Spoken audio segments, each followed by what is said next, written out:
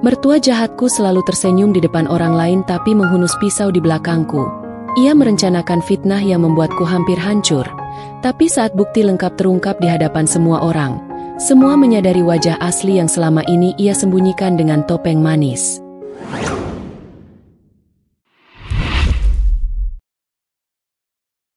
Hari itu langit tampak cerah.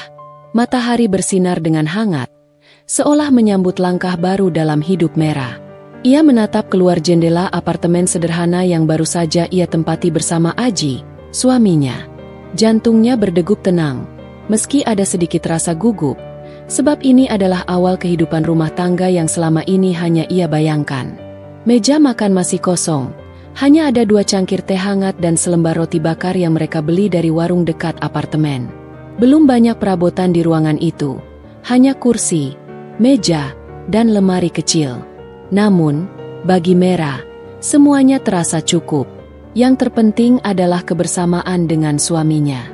Aji duduk sambil membuka koran, sementara Merah membereskan piring-piring sisa sarapan. Ia tidak terbiasa hanya duduk diam. Dalam dirinya, ada semacam semangat untuk selalu bergerak, memastikan rumah meski kecil tetap tertata. "Kamu capek nggak semalam?" tanya Aji, menurunkan koran dan menatap istrinya. Merah tersenyum sambil menggeleng. "Enggak, malah bahagia. Rasanya kayak mimpi. Sekarang kita sudah resmi hidup bareng. Semua terasa baru." Aji terkekeh kecil. "Aku juga masih nggak percaya. Rasanya kemarin baru ngajak kamu ketemu ibu untuk pertama kalinya. Sekarang sudah jadi suamimu." Merah ikut tertawa pelan. Ada rasa hangat yang mengalir dalam dirinya. Ia tahu, pernikahan bukan sekadar pesta dan ijab kabul. Ada tanggung jawab besar yang menunggu di depan. Tapi saat melihat wajah Aji yang tulus, keyakinannya bertambah kuat. Hari-hari pertama pernikahan mereka dilalui dengan kesederhanaan.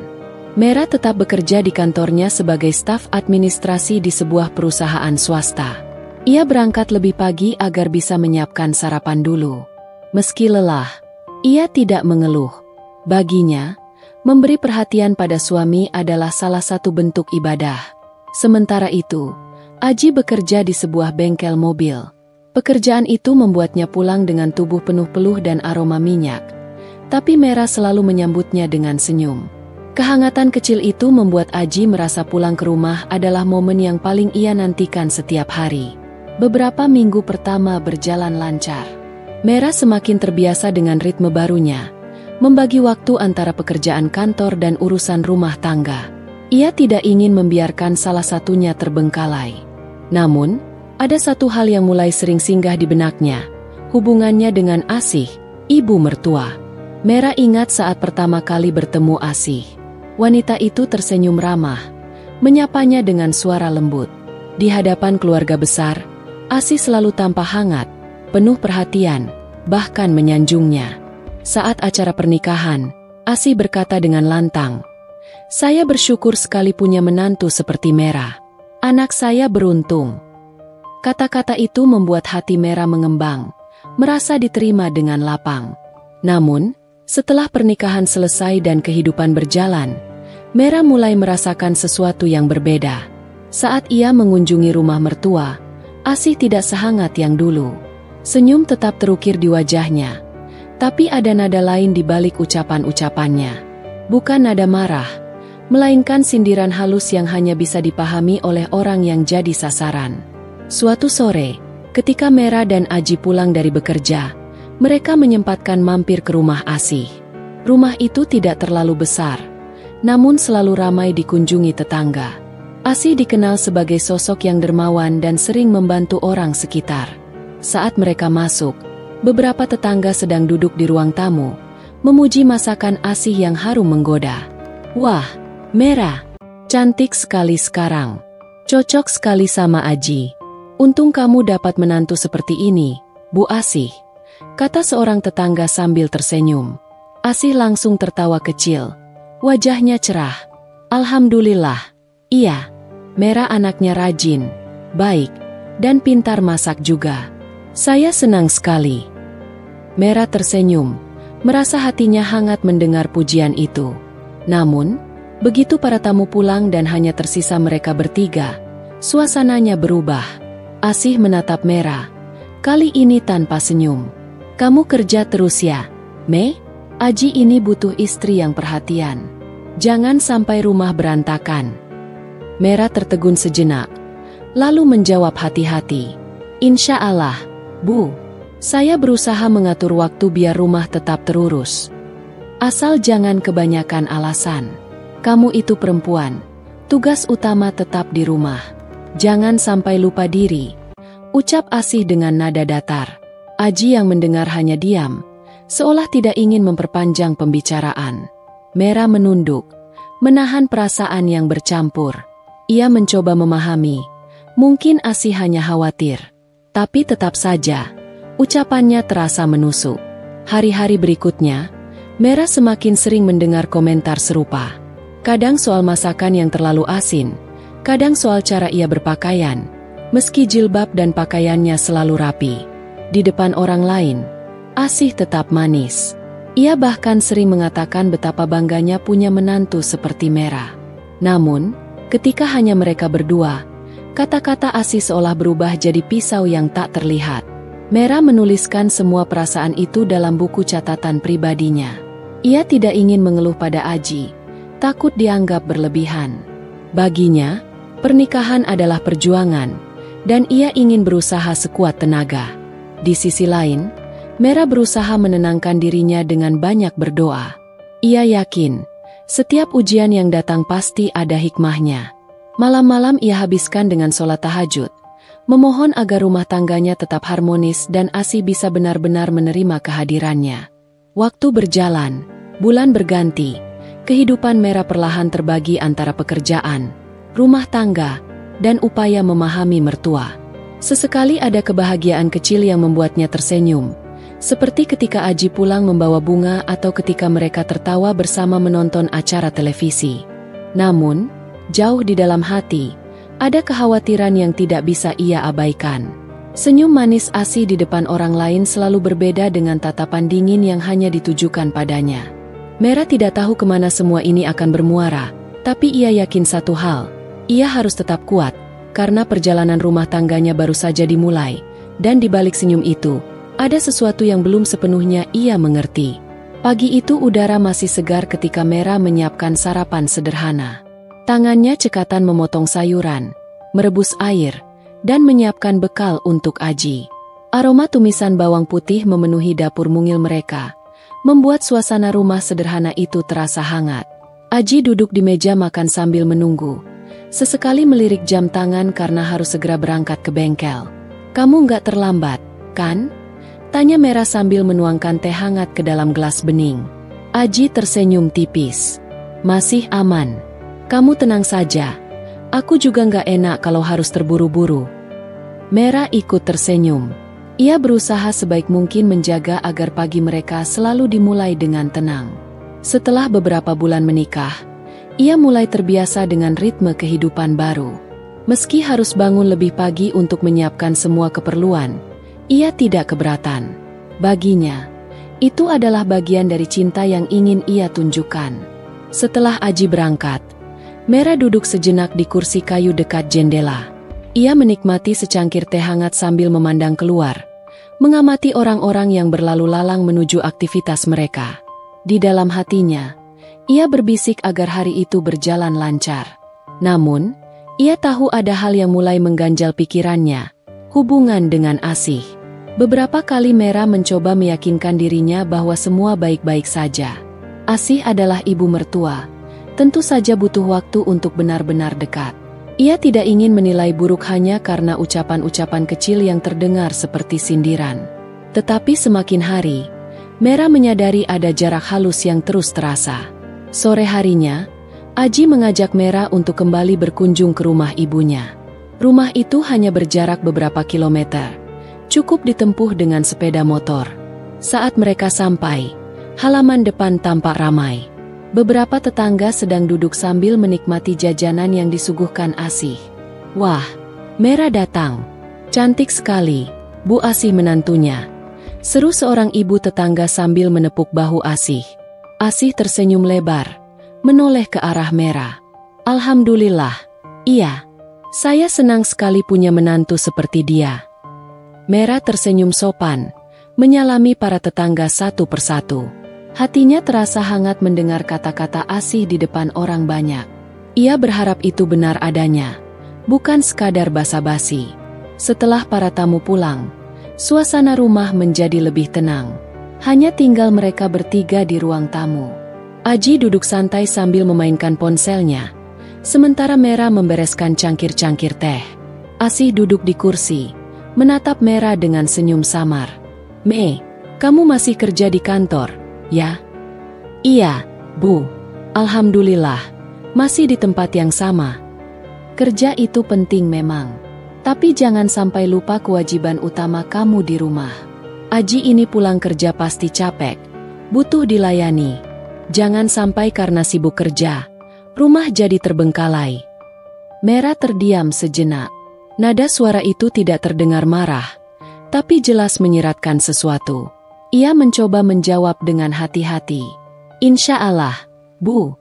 Saya selalu usahakan semua tetap seimbang." Asih tersenyum kecil. "Semoga kamu bisa. Ibu hanya khawatir saja. Soalnya banyak perempuan zaman sekarang sibuk cari uang, lupa ngurus suami." Aji mendengar sekilas, lalu menoleh ke arah ibunya. "Me itu rajin kok, Bu. Jangan khawatir." Asih hanya mengangguk, namun tatapannya kembali pada Mera dengan arti yang sulit ditebak. Hari demi hari, pola itu terus berulang. Di depan orang lain, Asih selalu menyanjung Mera. Ia memuji masakannya, penampilannya, bahkan pekerjaannya. Namun, ketika hanya berdua atau bertiga, kata-kata yang keluar berbeda. Sindiran halus seolah tak pernah absen. Suatu malam, Mera mengantar makanan yang ia masak ke rumah Asih. Ia memasak sayur lodeh kesukaan Aji, sengaja membuat lebih banyak agar bisa dibagikan. Asih menerimanya dengan senyum manis di depan tetangga yang kebetulan sedang berkunjung. Masya Allah, Mera ini memang menantu idaman. Rajin sekali memasak untuk mertua. Saya benar-benar bersyukur. Tetangga memuji, mengangguk setuju. Mera tersenyum, merasa lega. Namun, setelah tetangga itu pergi, Asih mencicipi masakan itu sebentar lalu berkata datar. "Sayurnya enak, tapi agak keasinan. Kamu harus belajar lagi supaya pas. Jangan sampai bikin Aji bosan makan di rumah." Kata-kata itu membuat dada Mera sesak. Ia sudah berusaha sebaik mungkin, tapi tetap ada yang salah. Ia menunduk, menahan diri agar tidak menanggapi berlebihan. "Baik, Bu. Nanti saya coba perbaiki." Asih hanya mengangguk kecil. Wajahnya kembali netral. Mera pulang dengan perasaan berat. Malam itu ia bercerita sedikit pada Aji. "Mas, tadi ibu bilang sayurku keasinan. Padahal aku sudah coba rasa." Aji menatapnya, lalu tersenyum. "Ya mungkin ibu memang lebih suka yang hambar. Jangan dipikirin, yang penting aku suka." "Tapi mas, aku merasa ibu sering menyinggung aku, meski halus. Aku bingung, salah aku apa sebenarnya?" Aji menarik napas panjang. "Ibu memang begitu orangnya. Kamu jangan terlalu dipikir. Nanti lama-lama terbiasa." Mera terdiam. Ia tidak ingin memperpanjang pembicaraan. Tapi di dalam hatinya, ia merasa ada sesuatu yang salah. Hari-hari berlalu, semakin jelas terlihat perbedaan sikap Asih. Di depan orang lain, senyumnya selalu merekah. Ia pandai bercerita tentang kebaikan Mera, membuat semua orang percaya bahwa ia sangat menyayangi menantunya. Namun di balik itu, ada ucapan-ucapan tajam yang hanya ditujukan untuk Mera. Mera mulai belajar membaca tanda-tanda kecil.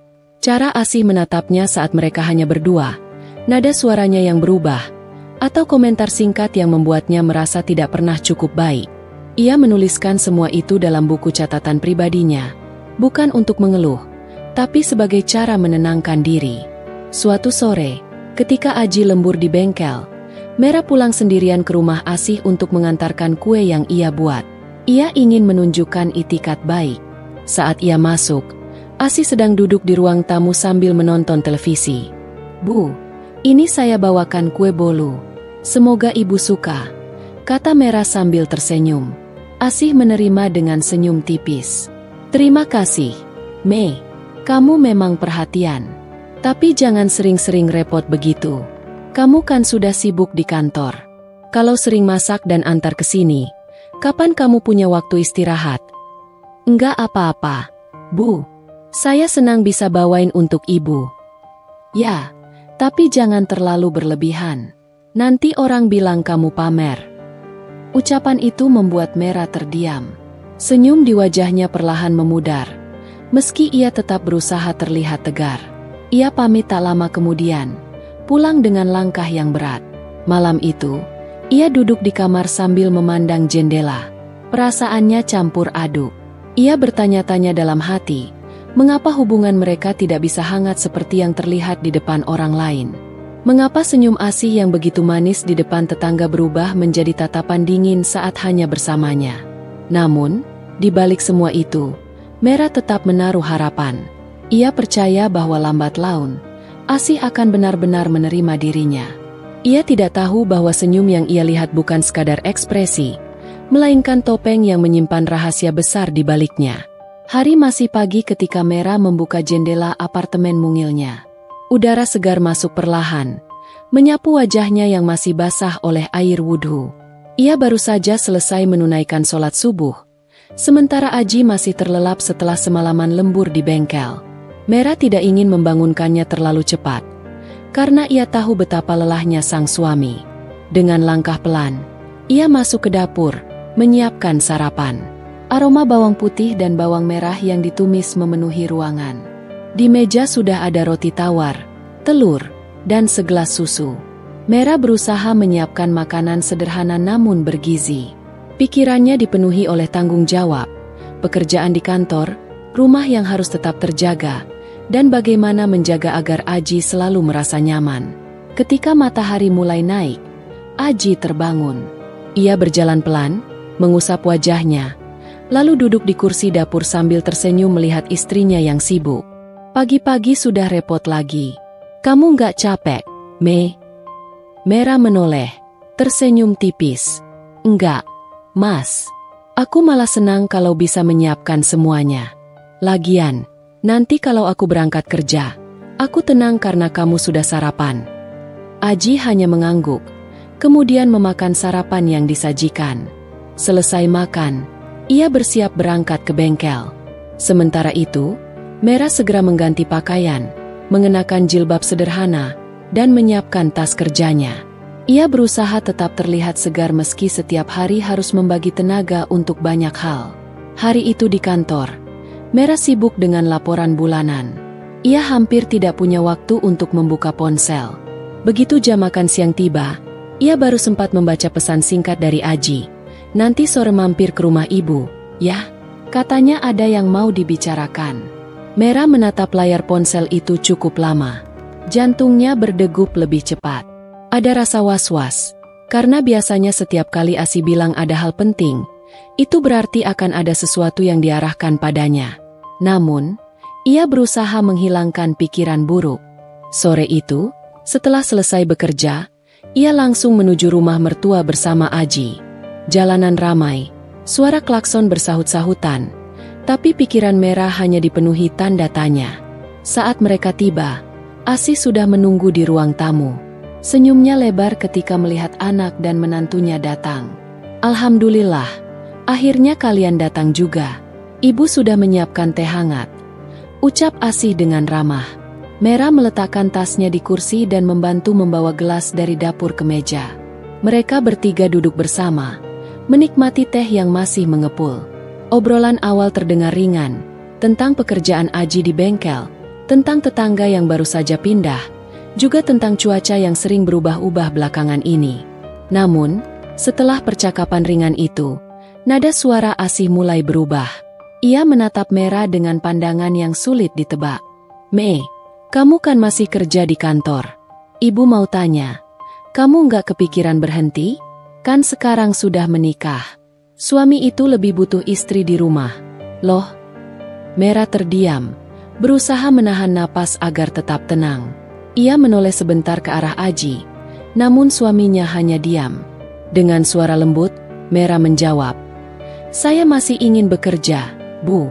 Lagian penghasilan saya juga bisa membantu kebutuhan rumah tangga." Asih tersenyum samar, namun ada kilatan tajam di matanya. Ibu bukannya melarang, cuma khawatir saja. Banyak rumah tangga yang rusak karena istri terlalu sibuk di luar. Suami merasa kurang diperhatikan, akhirnya cari perhatian ke tempat lain. "Kamu ngerti kan maksud ibu?" Kata-kata itu menusuk hati Mera.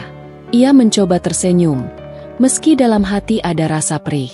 "Saya berusaha sebisa mungkin tetap mengurus rumah, Bu. Saya nggak akan melupakan kewajiban." "Ya, semoga begitu. Karena rumah tangga itu nggak bisa setengah-setengah. Kamu harus bisa lebih banyak di rumah. Kalau nggak, nanti Aji kasihan." Aji yang sejak tadi diam akhirnya ikut bicara. "Ibu, Mei itu sudah berusaha kok. Aku nggak merasa kekurangan apa-apa." Asih menghela napas panjang, seolah kecewa. "Ya, ibu cuma mengingatkan. Jangan sampai sudah terlambat baru menyesal." Suasana menjadi canggung. Mera menunduk, menggenggam tangannya erat-erat. Ia tahu ucapan itu tidak sekadar nasihat, melainkan tuntutan yang tersirat. Meski tidak diucapkan langsung, Asih jelas ingin dirinya berhenti bekerja. Sepulang dari rumah mertua, jalanan terasa sunyi meski lampu-lampu kota menyala terang. Mera duduk di boncengan motor dengan hati berat. Ia ingin berbicara dengan Aji, tapi memilih menunggu hingga mereka sampai di rumah. Begitu sampai, Mera memberanikan diri membuka suara. "Mas, tadi ibu seperti nggak setuju aku kerja. Aku harus bagaimana?" Aji melepas jaketnya, duduk di kursi, lalu menghela napas. "Ibu memang begitu, Mei. Beliau khawatir saja. Kamu jangan langsung berpikir buruk. Lagian aku sendiri nggak masalah kamu kerja. Tapi Mas, ibu sepertinya ingin aku berhenti. Aku merasa serba salah." "Ya sudah, kita jalani dulu. Kalau nanti benar-benar ada masalah, baru kita pikirkan lagi." Mera mengangguk, meski hatinya masih gelisah. Ia tahu pembicaraan itu belum selesai.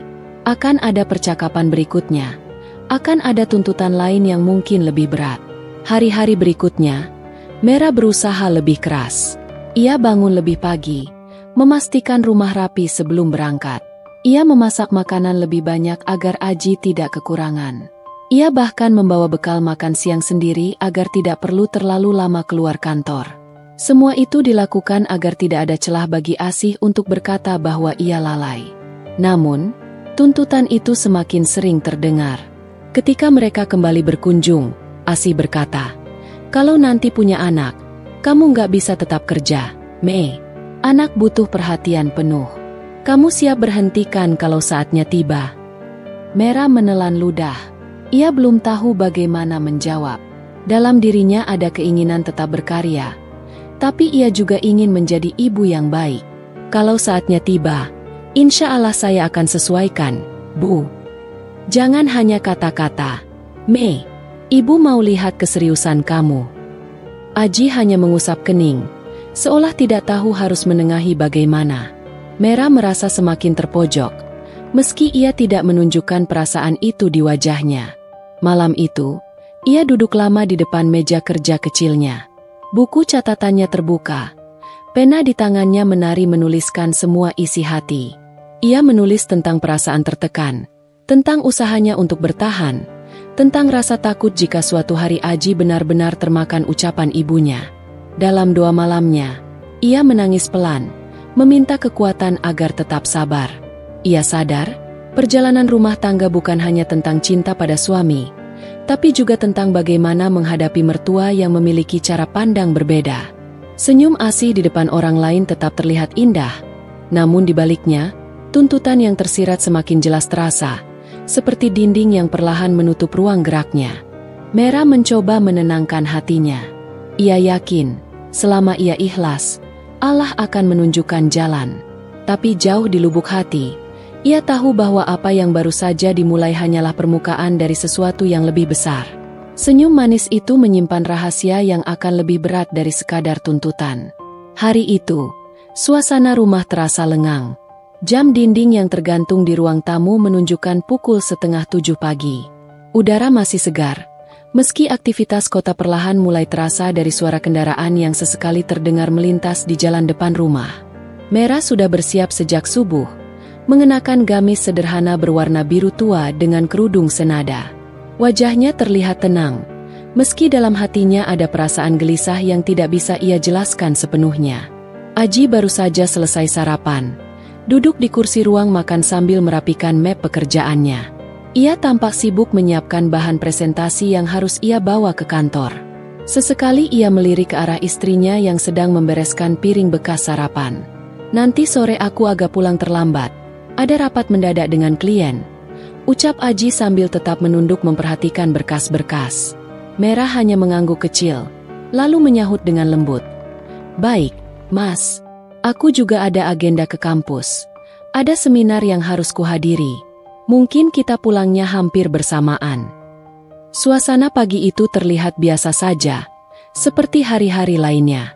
Namun, di balik ketenangan itu, Merah mulai menyadari sesuatu yang berbeda. Sejak beberapa hari terakhir, mertuanya, Asih, terlihat semakin sering mengajaknya bicara dengan nada manis di depan Aji. Namun ketika hanya berdua, nada bicaranya berubah dingin, penuh sindiran halus yang menusuk. Saat Aji akhirnya berangkat kerja, ia berpamitan dengan ibunya, lalu mencium kening Merah sebelum keluar rumah. Begitu pintu tertutup dan suara langkah Aji menghilang, Merah melanjutkan pekerjaannya. Ia hendak mencuci piring ketika suara langkah Asih terdengar mendekat dari arah kamar. Asih keluar dengan wajah ramah, membawa tas kecil di tangannya. "Merah, Ibu ada arisan di rumah Bu Lestari. Kamu nggak apa-apa kan kalau di rumah sendirian?" tanyanya dengan senyum yang tampak tulus. Merah menoleh, mencoba tersenyum. "Tidak apa-apa, Bu. Saya juga nanti ada acara di luar." Asih mengangguk, lalu menambahkan dengan nada yang terdengar samar namun jelas menusuk. "Baguslah, kalau kamu sibuk, biar tidak kelihatan kalau kamu tidak pandai mengurus rumah." Merah terdiam sejenak, menelan ucapan itu tanpa membalas. Ia sudah mulai terbiasa dengan kalimat-kalimat semacam itu dari mertuanya. Di depan orang lain, Asih bisa begitu hangat, penuh perhatian. Namun ketika hanya berdua, wajah asli yang keras dan dingin itu perlahan muncul. Asih pergi meninggalkan rumah dengan langkah mantap. Begitu suara pintu gerbang menutup, Merah menarik napas panjang. Ia menatap cermin kecil yang tergantung di dekat dapur, memperhatikan pantulan dirinya. Ada rasa lelah di matanya, tapi ia tetap berusaha tegar. Beberapa jam kemudian, setelah menyelesaikan beberapa pekerjaan rumah, Merah bersiap untuk berangkat ke kampus menghadiri seminar. Ia mengambil tas, merapikan jilbabnya, dan keluar rumah. Suasana kampus cukup ramai. Seminar yang diadakan membahas perkembangan dunia kerja dan peran wanita karir dalam menghadapi tantangan modern. Di ruangan seminar, Merah duduk di barisan tengah, mencatat dengan tekun setiap poin penting dari pembicara. Baginya, kegiatan seperti ini penting untuk memperluas wawasan. Ia tahu betul, sebagai seorang wanita karir yang juga berperan sebagai istri, ia harus seimbang dalam banyak hal. Selesai seminar, beberapa rekan kerja dan kenalan mengajaknya berbincang. Merah tersenyum, menjawab dengan ramah, dan menjaga sikap profesional. Salah satu kenalan lamanya, Dina, sempat mendekat. "Me, kamu kelihatan makin sibuk sekarang. Bagaimana kabar rumah tanggamu?" tanyanya dengan antusias. Merah tersenyum tipis. "Alhamdulillah baik. Meski sibuk, tapi aku berusaha menjaga semuanya seimbang." Obrolan itu berlangsung singkat, kemudian mereka berpisah. Merah pulang dengan hati yang lumayan lega, merasa mendapatkan tambahan semangat. Namun, perasaan itu tidak berlangsung lama. Sesampainya di rumah, ia mendapati suasana yang agak berbeda. Asih sudah pulang dari arisan, duduk di ruang tamu sambil menonton televisi. Wajahnya tampak biasa saja, bahkan tersenyum ketika Merah masuk. Kamu baru pulang? Seminar itu lama juga ya? Ucapnya dengan nada datar. Iya, Bu. Tadi sempat ngobrol dengan teman juga. Jawab Merah sambil menaruh tas di meja.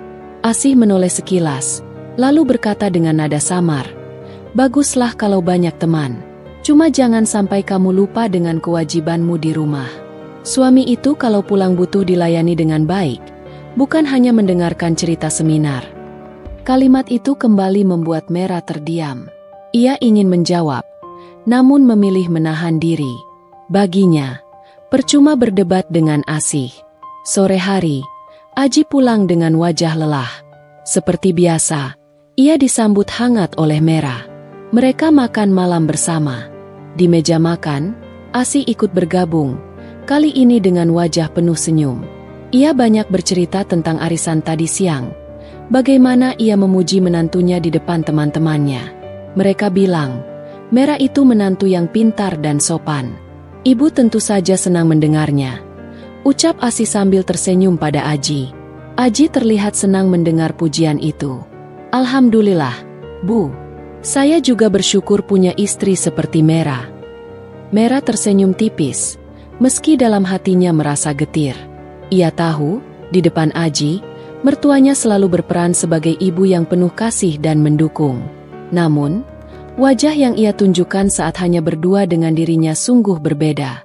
Malam itu, setelah makan malam selesai dan Aji sudah beristirahat, Merah duduk sendirian di kamar. Ia membuka laptopnya, menuliskan catatan kecil tentang seminar yang ia hadiri. Ia mencoba menyalurkan perasaan campur aduknya melalui tulisan.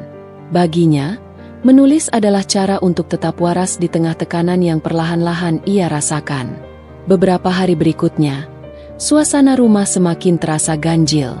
Merah menyadari bahwa mertuanya mulai sering menanyakan hal-hal kecil dengan nada seolah ingin mencari kesalahan. Seperti ketika ia terlambat 5 menit menyiapkan teh untuk Aji, Asih langsung berkomentar. Kalau begini, nanti suamimu bisa saja mencari yang lebih bisa memperhatikan. Ucapan itu menghantam hati Merah, meski ia tetap menahan air matanya.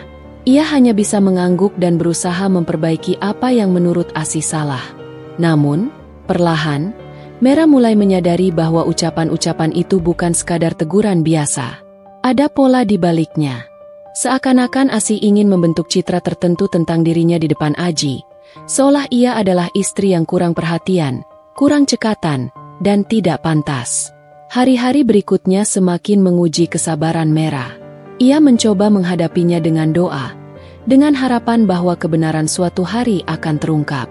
Tapi dalam hatinya, ia tidak bisa menutupi rasa khawatir. Ia tahu, permainan halus yang dilakukan mertuanya bukan hal sepele. Ada sesuatu yang lebih besar di balik senyum manis yang ditunjukkan di depan orang lain. Pagi itu udara cukup sejuk. Cahaya matahari menembus jendela kamar perlahan, menghangatkan ruangan. Merah sudah bangun sejak subuh, menunaikan kewajiban ibadah lalu menyiapkan sarapan. Ia menata meja makan dengan telaten. Menu sederhana namun hangat. Sementara Aji masih berada di kamar, membereskan berkas kerja yang harus ia bawa. Suara sendok dan piring terdengar pelan dari arah dapur. Asih keluar dari kamarnya dengan pakaian rapi, mengenakan kebaya sederhana, rambutnya disanggul rapi. Senyum terukir di wajahnya ketika melihat meja makan sudah siap. Namun, mata tajamnya langsung menangkap detail kecil. Ada sendok yang posisinya tidak sejajar dengan garpu. Ia mendekat lalu menggesernya dengan gerakan halus. Kalau begini kurang rapi, Mei, ucapnya lirih, seolah menegur tanpa benar-benar menegur. Merah menghentikan gerakannya sesaat, lalu mengangguk pelan. Baik, Bu, saya perhatikan lagi. Suasana seolah biasa saja, tetapi nada suara itu memberi tekanan tersendiri. Aji kemudian keluar dari kamar, berpakaian rapi dengan kemeja putih. Ia tersenyum melihat kedua wanita yang ia cintai berada di ruang makan. Wah, sudah wangi masakannya, katanya sambil menarik kursi. Sarapan berlangsung dalam percakapan ringan. Asih bercerita tentang rencana menghadiri pengajian bersama beberapa tetangga. Sesekali ia melempar pujian kecil kepada menantunya, terutama ketika Aji mendengarkan.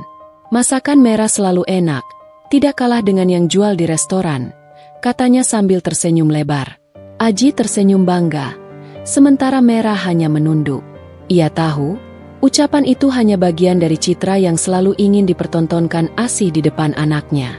Setelah Aji berangkat, suasana rumah kembali berubah. Senyum yang tadi sempat mengembang perlahan lenyap dari wajah Asih. Ia menoleh ke arah Merah yang masih membereskan meja makan. Ingat, Mei, jangan terlalu sibuk dengan pekerjaanmu sampai lupa dengan Aji. Laki-laki kalau tidak diperhatikan bisa gampang goyah. Ucapnya datar. Merah menelan ludah. Kalimat itu menusuk seperti sembilu, meski disampaikan dengan intonasi rendah. Saya berusaha selalu mendahulukan keluarga, Bu, jawabnya hati-hati. Asih hanya menatap tanpa banyak bicara, lalu kembali ke kamarnya. Hari itu, Merah berangkat ke kantor dengan hati yang agak berat. Namun, begitu memasuki lingkungan kerja, ia mencoba menyingkirkan perasaan itu. Ia fokus pada tugasnya, menghadiri rapat dengan rekan tim, menyelesaikan laporan, dan berkoordinasi dengan bagian lain. Kesibukan membuatnya sedikit lupa pada ucapan mertuanya tadi pagi.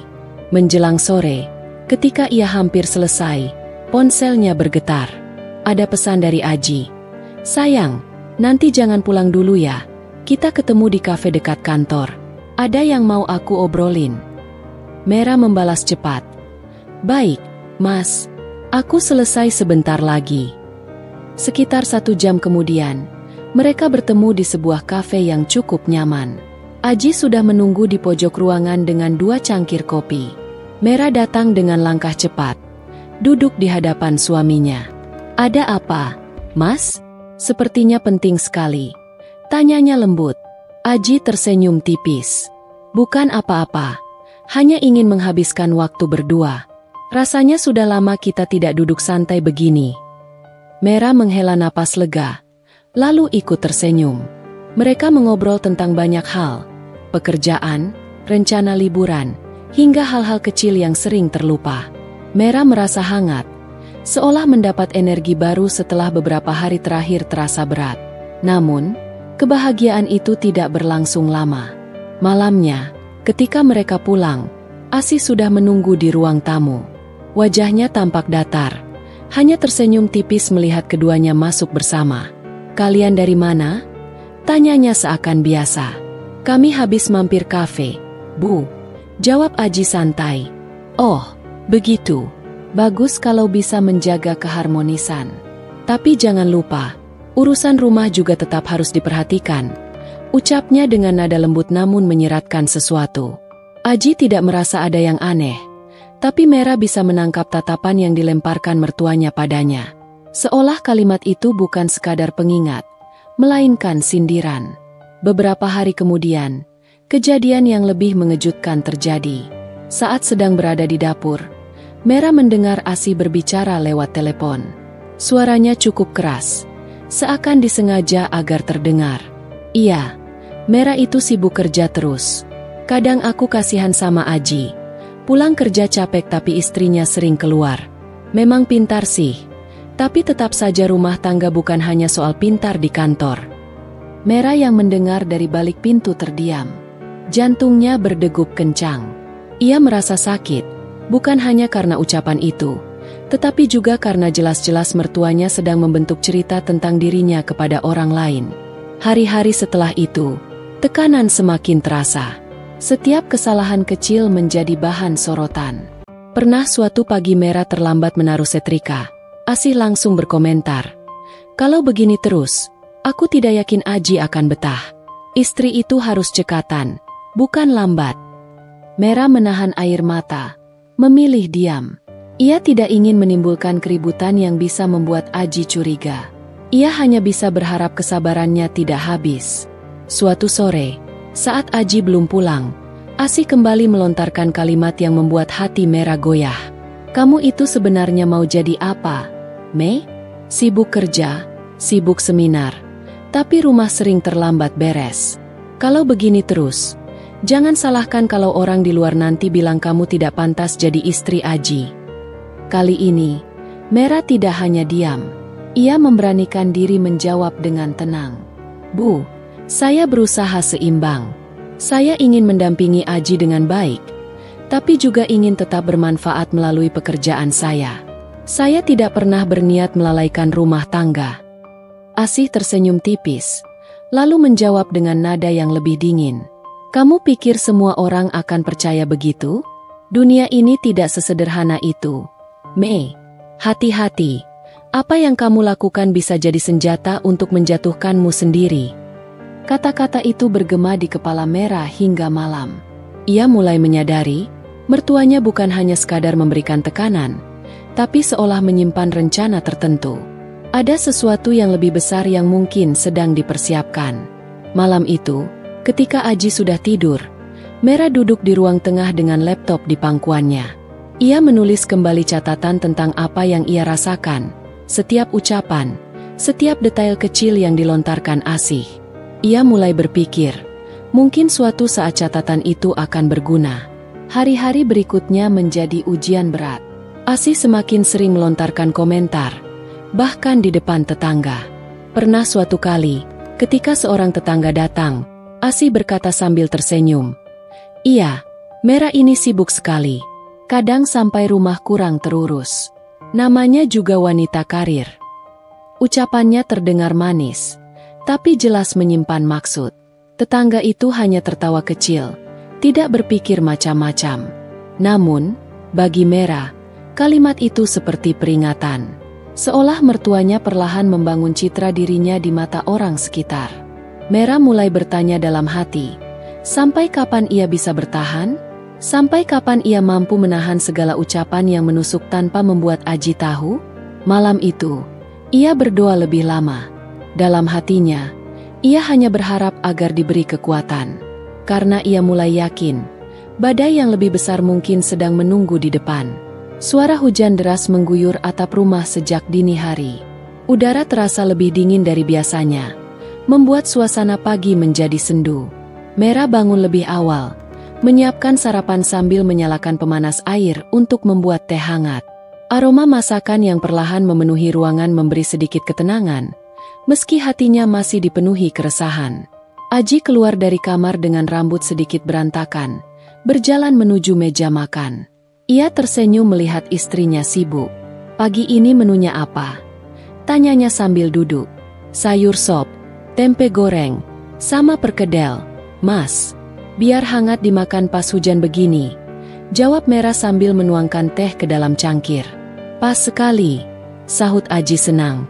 Tak lama kemudian, Asih keluar dari kamarnya dengan selendang tersampir di bahu. Wajahnya tampak cerah, senyuman terlukis lebar. Ia langsung duduk di kursi dekat Aji, menatap makanan yang tersaji. "Wah, Merah selalu rajin. Ibu senang sekali punya menantu yang bisa masak macam-macam."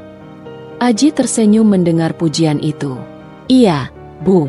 Saya juga beruntung." Merah menunduk, sekilas tersenyum, meski dalam hatinya ia tahu bahwa pujian itu hanya diucapkan untuk menjaga citra di depan Aji. Sarapan berlangsung tenang, diiringi percakapan ringan. Sesekali Asih melontarkan candaan kecil, membuat suasana terlihat harmonis. Namun, begitu Aji berangkat kerja, suasana berubah seketika. Asih menatap meja makan, lalu melihat ke arah Merah yang sedang membereskan piring. "Kalau mau menggoreng tempe, usahakan jangan terlalu gosong begitu." Aji tidak suka yang keras. Dia lebih suka yang garing tapi renyah. "Kamu harus lebih peka," ucapnya dengan nada dingin. Merah hanya mengangguk tanpa membantah. Ia menghela napas panjang setelah Asih pergi ke kamarnya. Hari itu, Merah sengaja mengambil cuti kerja. Ia ingin beristirahat sejenak, sekaligus menghabiskan waktu di rumah. Namun, sepanjang hari justru terasa berat. Asih beberapa kali keluar masuk ruang tengah, seolah sengaja mencari celah untuk mengomentari apapun yang dilakukan Merah. Saat Merah menyapu, Asih berkata lantang, "Kalau menyapu, lihat pojok-pojoknya juga. Jangan cuma bagian tengah. Kalau seperti ini, rumah tidak pernah benar-benar bersih." Merah kembali menahan diri, mencoba tetap sabar. Ia sudah terbiasa dengan kalimat-kalimat semacam itu. Tetapi semakin lama, Ucapannya mulai terasa seperti tudingan. Menjelang sore, hujan mereda. Mera duduk di teras dengan secangkir teh, mencoba menikmati udara segar. Namun ketenangan itu lagi-lagi terusik ketika Asih menghampiri. "Mei, kamu jangan terlalu sering keluar rumah setelah pulang kerja. Orang-orang bisa menilai macam-macam. Kamu istri, tugas utamamu di rumah. Jangan sampai ada yang mengira kamu terlalu sibuk mencari kesenangan di luar," ucapnya dengan tatapan tajam. "Bu, saya biasanya keluar kalau ada urusan penting. Saya selalu izin sama Aji," jawab Mera pelan. Asih tersenyum tipis. "Izin memang izin, tapi tetap saja orang bisa melihat berbeda. Jangan sampai orang salah menilai. Nama keluarga bisa rusak." Ucapan itu membuat dada Mera sesak. Ia tahu, mertuanya mulai menyebarkan narasi tertentu, bukan hanya di dalam rumah, tapi bisa saja ke lingkungan sekitar. Malam harinya, Aji pulang dengan wajah lelah. Mera menyambutnya dengan segelas air hangat. Mereka duduk sebentar di ruang tamu. Aji bercerita tentang pekerjaan yang menumpuk. Mera mendengarkan dengan sabar, mencoba menjadi penenang bagi suaminya. Namun, Asih tiba-tiba ikut duduk, menyelipkan kalimat yang membuat hati Mera tercekat. "Aji, kamu jangan terlalu sering membiarkan Mera keluar malam ya. Ibu dengar tadi dia bilang sering ada acara setelah kerja. Kamu harus hati-hati. Laki-laki zaman sekarang banyak yang salah paham." Aji menoleh ke arah istrinya. Wajahnya sedikit bingung. "Memangnya sering, sayang?" Mera berusaha menjelaskan dengan tenang. "Tidak, Mas. Hanya kalau ada rapat atau undangan kantor. Saya selalu kasih tahu kok." Aji mengangguk, terlihat percaya. Namun Mera sadar, benih keraguan sudah mulai ditanamkan. Hari-hari berikutnya semakin menegangkan. Asih mulai lebih berani melontarkan komentar di depan Aji, meski tetap dengan cara halus. Seperti ketika Aji pulang dan mendapati rumah agak berantakan karena Mera belum sempat membereskan sepenuhnya.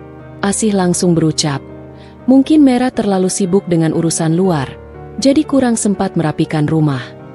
Mera terdiam, sementara Aji hanya menghela napas tanpa berkata apa-apa.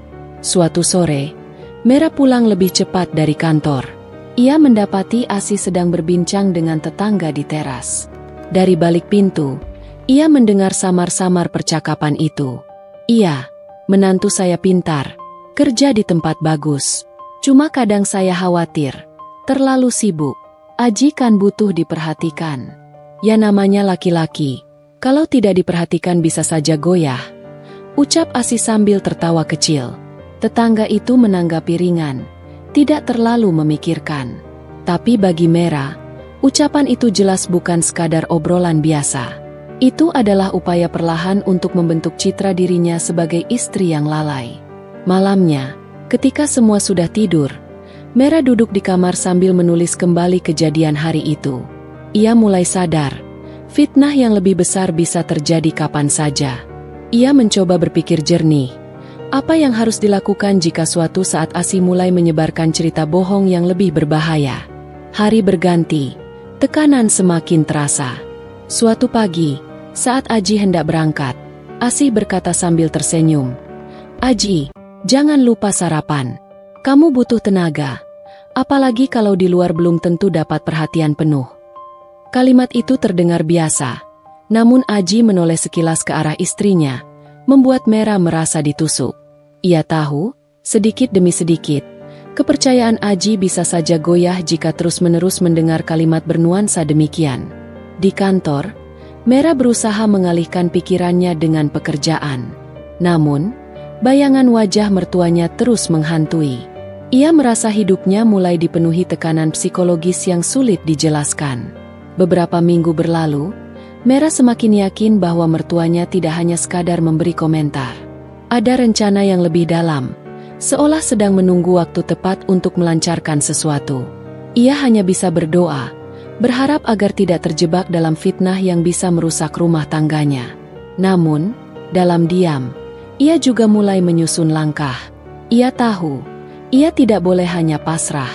Setiap ucapan, setiap peristiwa, ia catat dengan detail. Ia mulai menyadari, mungkin kelak semua catatan itu akan menjadi satu-satunya jalan untuk membuktikan kebenaran. Malam itu, hujan kembali turun. Mera duduk di balik jendela, menatap derasnya air yang membasahi halaman. Hatinya bergetar. Ia sadar, badai yang sesungguhnya belum datang. Yang selama ini terjadi hanyalah awal dari sesuatu yang jauh lebih besar. Dan ia harus siap, apapun yang akan dihadapi. Hari itu suasana rumah masih terasa sama seperti biasanya, tenang di permukaan, namun ada gelombang kecil yang tidak terlihat di baliknya. Mera bangun lebih pagi dari biasanya, menyiapkan kebutuhan Aji untuk berangkat kerja, membuatkan sarapan, dan membereskan rumah. Semua tampak seperti rutinitas biasa, tapi dalam hatinya ia mulai merasakan bahwa beberapa sikap mertuanya akhir-akhir ini kian berbeda. Ada senyum ramah yang selalu ditampilkan ketika ada orang lain, tapi setiap kali hanya ada dirinya di rumah, Mera merasakan tatapan yang menusuk, dingin, dan membuatnya tidak nyaman. Malam sebelumnya, ia sempat mendengar suara lirih mertuanya berbicara di telepon. Meski tidak sepenuhnya jelas, namun ada nada yang terdengar sinis, menyebut-nyebut namanya dengan intonasi tidak menyenangkan. Mera tidak ingin berburuk sangka, ia mencoba menenangkan diri, mengingat kembali bahwa setiap orang bisa saja salah paham atau sedang dalam keadaan emosi. Tapi ketika ucapan itu muncul diulang-ulang dalam pikirannya, ia tidak bisa menyingkirkan perasaan resah yang semakin kuat. Hari-hari berlalu dengan pekerjaan yang semakin menumpuk. Di kantor, Mera mendapat kepercayaan lebih dari atasan. Ia dipercaya memimpin proyek baru yang melibatkan banyak pihak. Tanggung jawab itu membuatnya semakin sibuk, pulang larut malam, dan kadang tidak sempat ikut makan bersama di rumah. Aji mendukung penuh, meski sesekali mengingatkan agar tidak terlalu memforsir tenaga. Namun dari raut wajah Asih, mertua yang tinggal bersama mereka, Mera merasa ada ketidakpuasan terselubung. Perempuan itu kok kerja terus, gak ingat suami di rumah. Begitu suara lirih yang pernah Mera dengar dari ruang tamu, ketika mertuanya berbicara dengan salah satu tetangga yang berkunjung. Saat itu Mera sengaja bersembunyi di dapur, tidak ingin membuat situasi semakin canggung. Dadanya sesak mendengar kalimat itu, seolah semua pengorbanannya untuk keluarga tidak ada artinya. Suatu sore, ketika Mera baru saja sampai di rumah, ia mendapati Aji duduk dengan wajah serius di ruang keluarga. Asih juga ada di sana, duduk dengan wajah penuh senyum seakan tidak terjadi apa-apa. Aji memandang istrinya dengan sorot mata yang menyiratkan keraguan. Mera langsung menyadari ada sesuatu yang sedang dibicarakan sebelum ia datang. "Kamu tadi dari mana?" tanya Aji singkat. Mera menghela napas pelan, mencoba menenangkan diri meski ia bisa merasakan ketegangan di udara. "Dari kantor, Ji. Ada rapat tambahan, makanya pulang agak malam." Asih langsung menyahut dengan nada manis. "Iya, Ji. Ibu tadi bilang mungkin Mera sibuk sekali ya sampai lupa kabar. Soalnya tadi ada tetangga tanya. Katanya sering lihat Mera keluar malam." "Ibu sih," jawabnya, "Mera itu kerja. Tapi kan kita nggak tahu juga, ya." Kalimat itu seperti pisau yang menusuk diam-diam. Senyum Asih tetap terjaga, seolah ia tidak bermaksud menuduh. Tapi setiap kata yang meluncur jelas mengarah ke sana. Mera menatap Aji, berharap suaminya mengerti. Namun wajah Aji terlihat bingung, seperti ada benih ragu yang tumbuh. Malam itu, setelah semuanya tenang, Mera memberanikan diri berbicara. "Aji, kamu percaya sama aku kan? Aku nggak pernah keluar untuk hal lain selain kerja. Semua yang aku lakukan juga untuk kita." Aji menatapnya lama, lalu menghela napas. "Aku percaya, Ra. Tapi kamu juga harus ngerti. Omongan orang itu kadang bisa bikin pikiran terganggu. Apalagi kalau ibu sampai mendengar dari tetangga." Mera mengangguk, meski hatinya terasa perih. Ia tahu, inilah awal mula benih-benih fitnah yang perlahan mulai disebar. Ia mencoba menenangkan diri, berpikir positif, bahwa semua bisa diluruskan jika ia tetap sabar. Beberapa hari kemudian, Mera mendapatkan kejutan yang membuatnya semakin bingung. Di kantor, salah satu rekan kerjanya menyinggung soal kabar tidak enak yang mulai beredar. "Mei, kamu baik-baik aja kan? Aku dengar-dengar Ada yang bilang kamu sering jalan sama orang lain sepulang kerja. Itu bener enggak? Mera tertegun. Wajahnya memanas. Ia segera menjawab tegas. Itu enggak benar. Aku selalu kerja lembur. Kalau pulang ya langsung ke rumah. Namun dalam hatinya, ia bertanya-tanya. Bagaimana mungkin gosip itu bisa sampai ke telinga rekan kerjanya? Siapa yang menyebarkan? Ketika pulang ke rumah, ia melihat Asih sedang berbincang dengan beberapa tetangga di teras. Senyum manisnya terpampang jelas, bercerita dengan riang seakan semua hal adalah candaan ringan. Namun Mera mendengar sepotong kalimat yang membuat jantungnya berdegup kencang. Iya, mungkin saja ya. Anak muda sekarang banyak kesibukan. Kita doakan saja semoga Mera tetap ingat sama rumah tangga. Semua ucapan itu terdengar seolah penuh perhatian. Tapi Mera bisa merasakan ada nada menyindir di dalamnya. Ia menelan pahit rasa sakit di hatinya, memilih masuk ke kamar tanpa menegur apapun. Waktu berjalan, fitnah yang disebar semakin merembet. Aji mulai terlihat lebih sering diam, seperti menimbang sesuatu yang berat.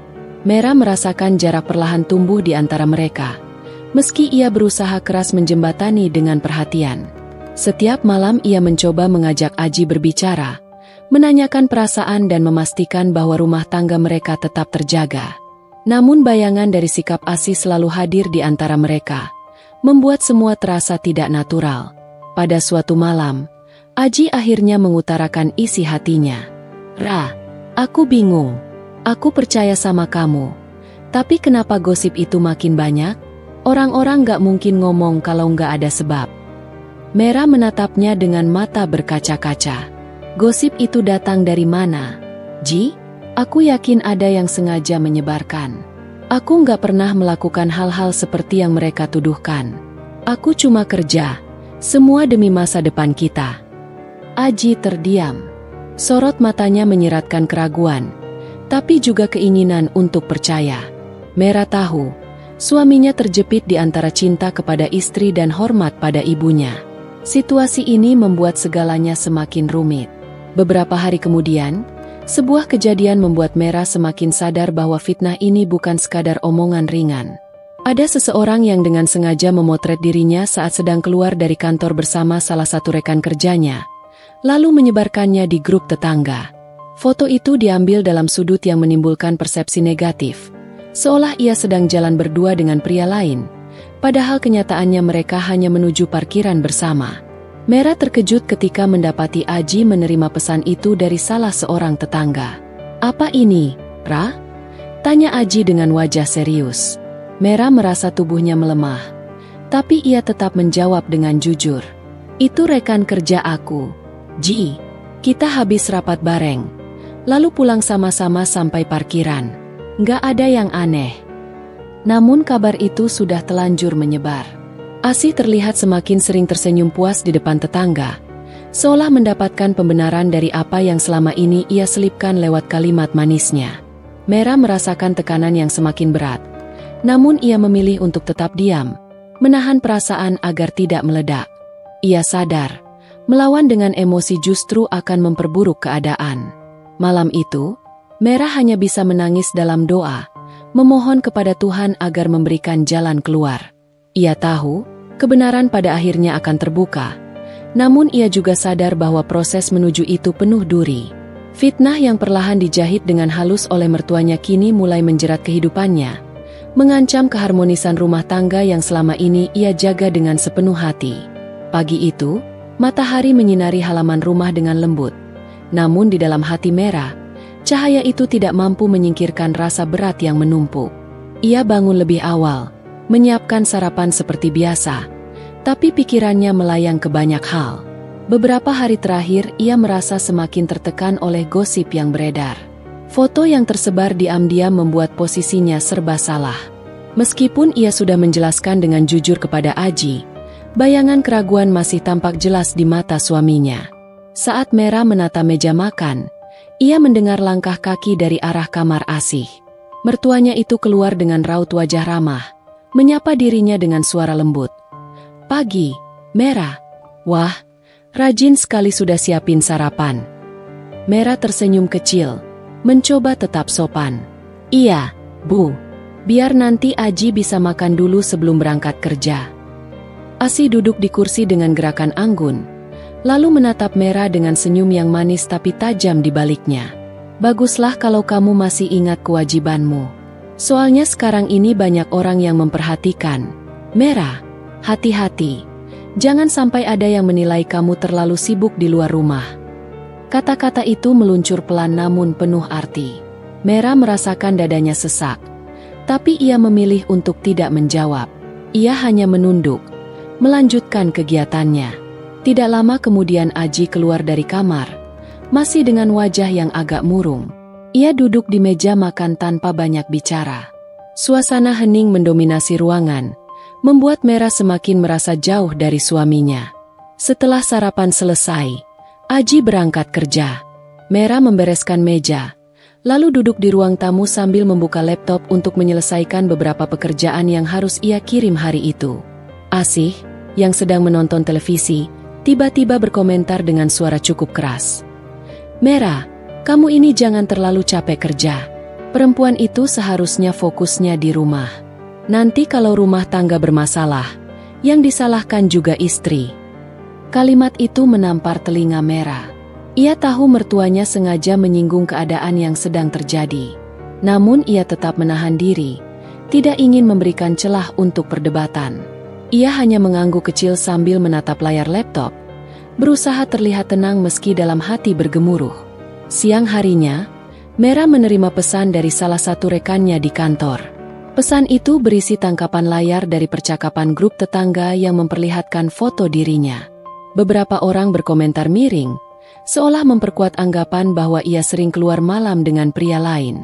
Mera menggenggam ponselnya erat-erat, matanya panas, air mata hampir jatuh.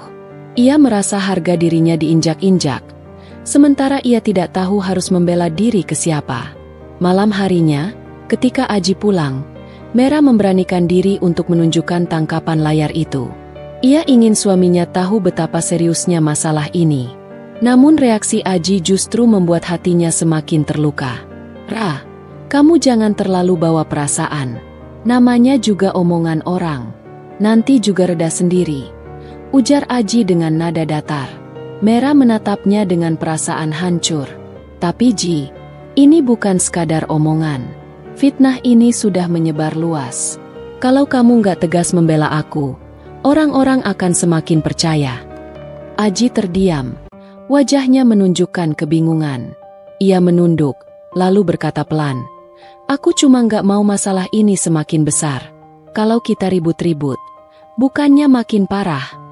Mera menggigit bibirnya. Ia ingin berteriak, tapi memilih menahan diri.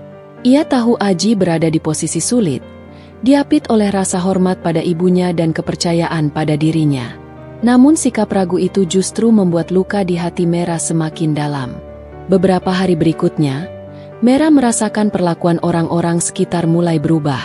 Saat ia lewat di depan rumah tetangga, beberapa ibu-ibu terlihat berbisik-bisik sambil melirik ke arahnya. Ada pula yang hanya memberikan senyum tipis tanpa sapaan ramah seperti biasanya. Mera menunduk, mencoba berjalan cepat, menahan perasaan malu dan sakit. Di rumah, Asi semakin sering menggunakan kalimat-kalimat sindiran yang dibungkus manis. Saat ada keluarga besar berkunjung, ia akan berkata dengan nada lembut, "Syukurlah Mera ini sibuk kerja, ya. Walaupun kadang pulang malam, semoga semua tetap baik-baik saja." Kalimat yang seakan biasa, tapi justru memperkuat kesan buruk yang ingin ia tanamkan. Mera mulai merasa terisolasi.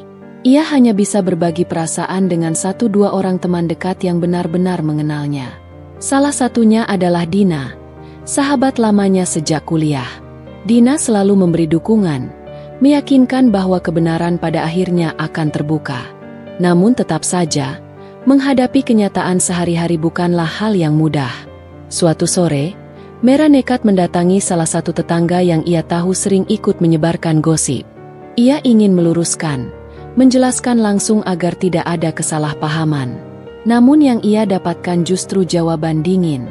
"Maaf ya, Me, tapi foto itu kan jelas. Kami cuma ngomong apa yang kami lihat. Kalau memang gak benar, ya buktikan saja. kata tetangganya dengan nada sinis. Mera pulang dengan langkah berat. Air mata mengalir di pipinya. Ia merasa semakin terpojok, seakan tidak ada jalan keluar. Di tengah keputusasaan itu, Mera mulai berpikir bahwa ia harus menemukan cara untuk membuktikan kebenarannya. Ia tidak bisa terus-menerus diam. Jika ia tidak bertindak, fitnah ini akan semakin menghancurkan dirinya dan rumah tangganya. Malam itu, ia menuliskan rencana kecil dalam buku catatannya.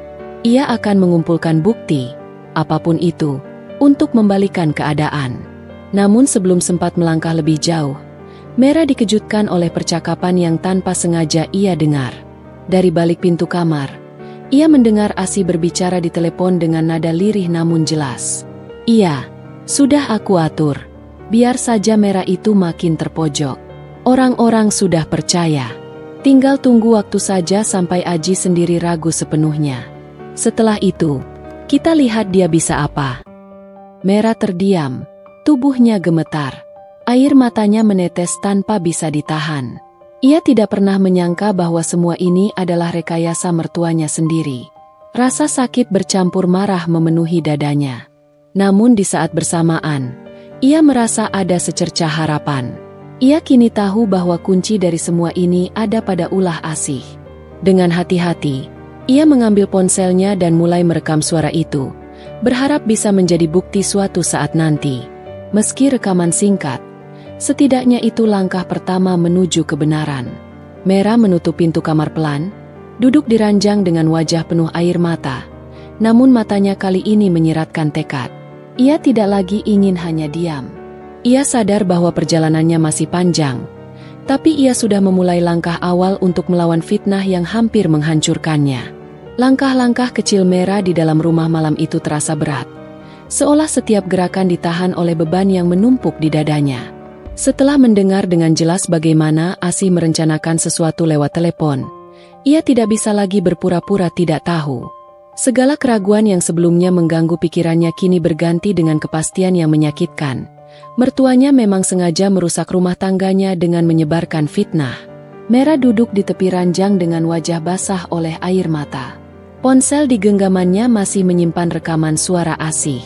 Meski singkat, itu sudah cukup menunjukkan bahwa gosip yang beredar bukanlah kebetulan, melainkan sesuatu yang dipelihara dan disebarkan.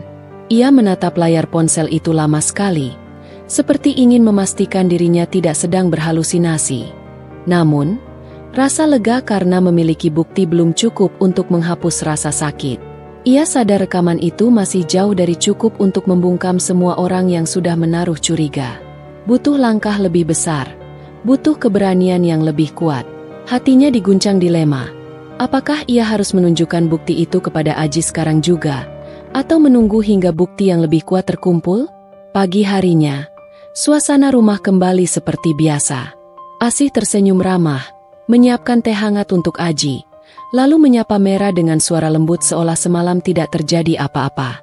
Mera hanya menjawab seadanya, menahan diri agar tidak meledak di hadapan Aji. Ia belajar dari pengalaman, bahwa menunjukkan emosi hanya akan membuat dirinya terlihat bersalah. Ketika Aji berangkat kerja, Mera duduk di meja makan sambil menatap cangkir tehnya yang sudah dingin. Asih duduk di hadapannya, masih dengan senyum tipis yang penuh arti. "Mera, kamu jangan lupa ya, perempuan itu harus pandai menjaga nama baik keluarga. Kalau sudah ada kabar yang kurang enak, harus lebih hati-hati." Kalimat itu seakan menegaskan apa yang semalam ia dengar dari balik pintu. Mera menahan napas panjang, berusaha tetap tenang. Dalam hatinya, ia berkata pada diri sendiri, "Suatu saat aku akan buktikan siapa sebenarnya yang merusak nama baik keluarga ini." Siang itu, Mera memutuskan pergi ke kantor meski tidak ada jadwal penting. Ia butuh tempat untuk menenangkan pikiran, jauh dari tatapan dan sindiran mertuanya. Di kantor, ia bertemu Dina yang langsung menangkap perubahan wajahnya. Dina mengajaknya duduk di ruang kosong, lalu mendengarkan curahan hatinya dengan sabar. "Aku punya rekamannya, Din," kata Mera sambil menunjukkan file suara di ponselnya. "Aku dengar sendiri ibu bicara di telepon, merencanakan sesuatu supaya aku makin terpojok. Jadi semua gosip itu memang sengaja dibuat." Dina mendengarkan dengan wajah terkejut. "Mei, ini bukti penting. Tapi kamu harus hati-hati. Jangan langsung ditunjukkan sebelum waktunya. Kalau kamu asal membuka, mereka bisa memutarbalikkan keadaan." Mera mengangguk. Hatinya berdebar. Ia tahu sahabatnya benar. Ia tidak boleh gegabah. Ia harus menyusun langkah dengan cermat agar bukti itu bisa benar-benar membuka mata semua orang, bukan malah menjadi senjata yang dibalikan. Beberapa hari berikutnya, Mera mulai lebih waspada. Ia memperhatikan setiap kata-kata yang dilontarkan Asih, setiap gerak-gerik yang mungkin menyimpan celah untuk dijadikan bukti tambahan. Ia bahkan mulai menaruh catatan kecil di buku harian tentang kejadian-kejadian yang menurutnya janggal. Sementara itu, gosip yang beredar belum juga reda. Beberapa kali Aji pulang dengan wajah muram, terlihat terbebani oleh kabar yang terus menerpa istrinya. Mera berusaha tetap bersikap lembut, menyiapkan makan malam, menyambut Aji dengan senyum meski hatinya sendiri hancur. Ia tidak ingin rumah tangga mereka retak hanya karena permainan fitnah. Namun, suatu malam ketegangan kembali memuncak. Aji pulang lebih cepat dari biasanya dengan wajah tegang. Ia langsung memanggil Mera ke ruang tamu, sementara Asih sudah duduk di sana, seolah menunggu. "Ra, aku dapat kabar lagi," kata Aji dengan nada berat. "Ada orang yang bilang lihat kamu di kafe bersama seorang laki-laki. Katanya kalian terlihat akrab." Mera terhenyak. "Itu nggak benar, Ji. Aku memang ada rapat dengan tim di kafe dekat kantor. Dan itu rame-rame, bukan berdua. Kalau ada yang bilang aku akrab dengan seorang laki-laki, itu pasti dilebih-lebihkan." Asih menyahut dengan nada manis. "Ibu sih percaya Mera. Tapi kan orang luar yang lihat bisa salah paham. Hati-hati saja, Ra. Jangan sampai Aji malu karena omongan orang." Mera menatap mertuanya lama. Matanya berkaca-kaca. Ia ingin berteriak bahwa semua ini ulah Asih, tapi ia menahan diri. Ia tahu bukan waktunya. Ia hanya menoleh pada Aji dengan suara bergetar. "Aku mohon, Ji, percaya sama aku. Semua ini cuma fitnah." Aji terdiam lama, lalu berdiri tanpa berkata-kata, masuk ke kamar. Mera menunduk. Air matanya jatuh tanpa bisa ditahan. Asih masih duduk dengan senyum tipis, menatapnya seolah puas dengan keadaan itu. Malam itu, setelah semua tenang, Mera memutar kembali rekaman suara Asih di ponselnya. Ia mendengarkan berulang-ulang, merasakan campuran sakit dan kekuatan.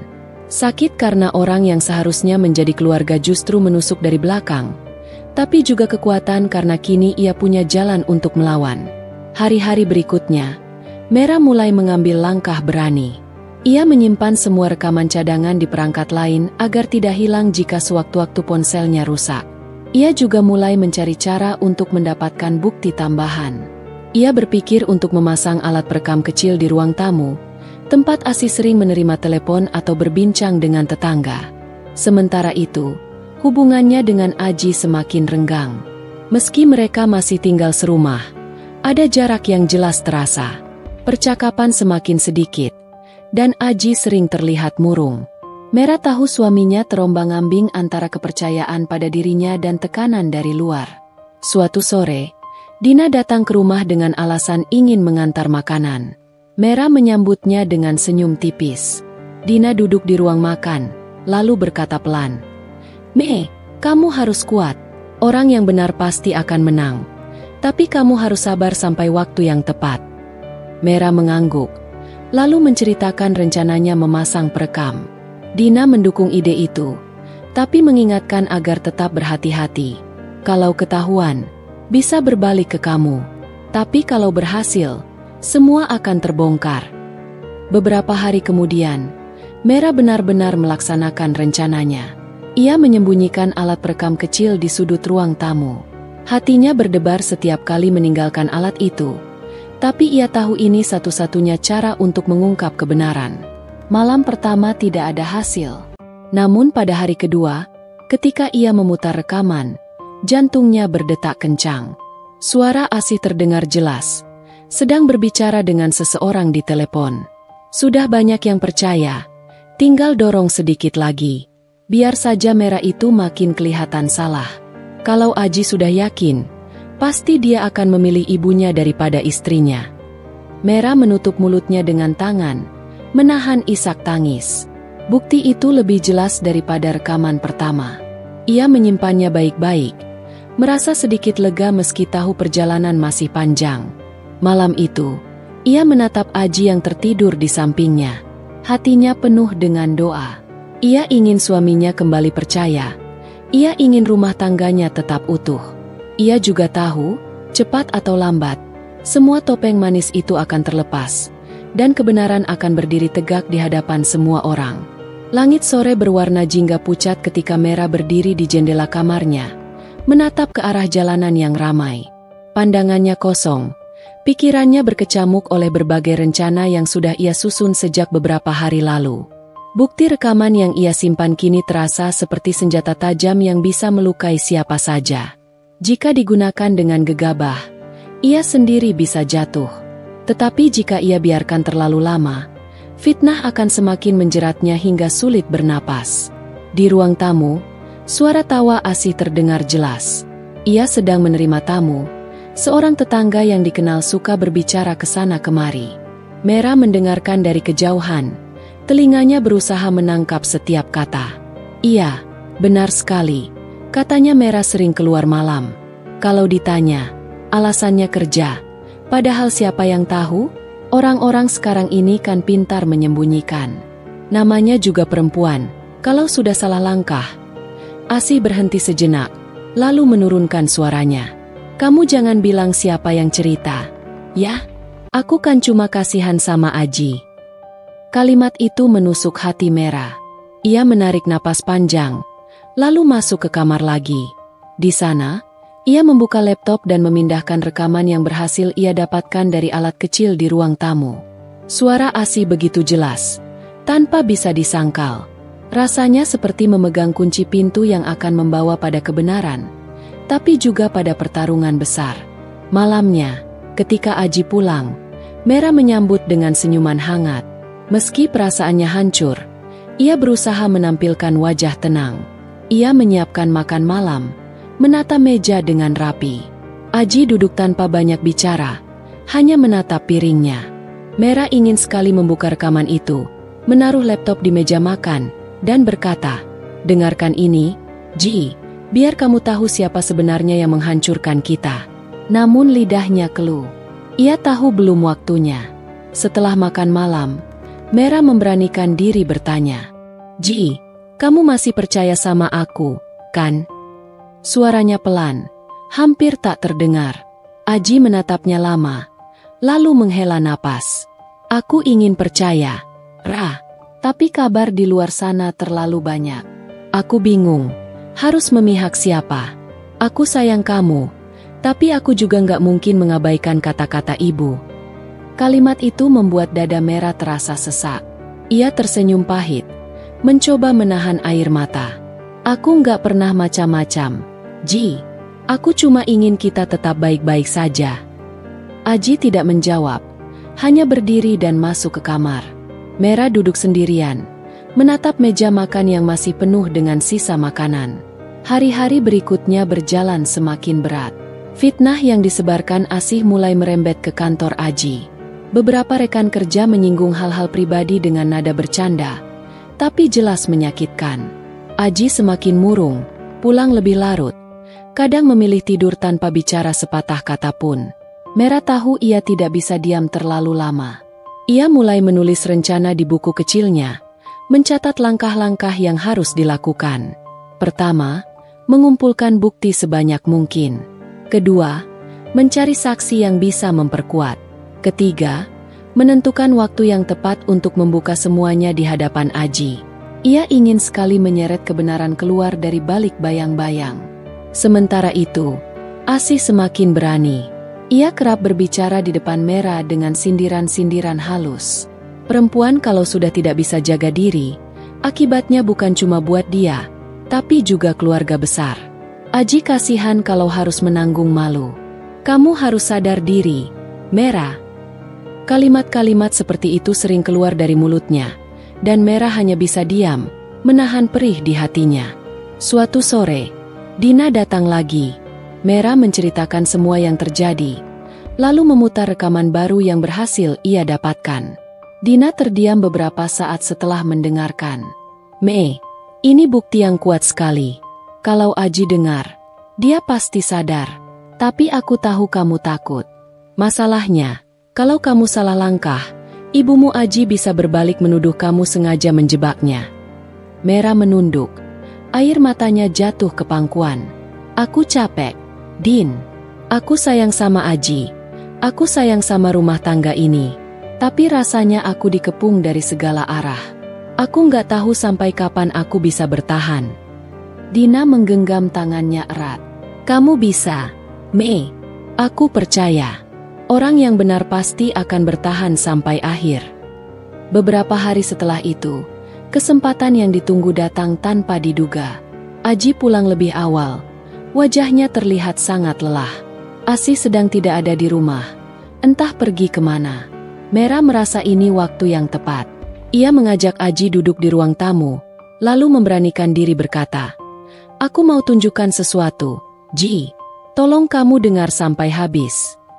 Dengan tangan gemetar, ia memutar rekaman itu di laptop. Suara Asih terdengar jelas, sedang berbicara di telepon, merencanakan bagaimana menyudutkan Mera. Aji menatap layar dengan mata terbelalak. Ia tidak berkata-kata, hanya duduk membeku. Setelah rekaman selesai, ruangan hening. Mera menatap suaminya dengan mata basah. "Itu suara ibu. Aku nggak pernah macam-macam. Ji, semua kabar yang kamu dengar itu fitnah. Aku sabar selama ini karena aku nggak mau kamu terluka. Tapi aku nggak kuat kalau terus-terusan dituduh." Aji menunduk. Wajahnya pucat.